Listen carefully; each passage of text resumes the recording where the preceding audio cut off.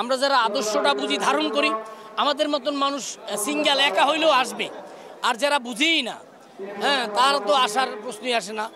আর বিশেষ করে একটু ভিন্ন আমার জীবনে আমি এই প্রায় 40 বছর নিয়মিত আসি, এবারের মতন এত কম মানুষ মানে খুবই একেবারে কেমন জানি এটা আমাদের জন্য জাতির জন্য আমাদের বিবেক নাড়া দেয় যে আসলে কি একটা গণ আন্দোলন হয়ে গেল এই কারণে কি মানুষের চিন্তা চেতনা কি ভুলে যাবে নাকি, এটা একেবারেই ন্যাক্কারজনক মনে হয়। তবে আরও লোকজন আসা উচিত ছিল, দলের বিষয় না, যে যেখান থেকেই থাকে বাঙালি জাতি আমরা বাংলাদেশি মানুষ।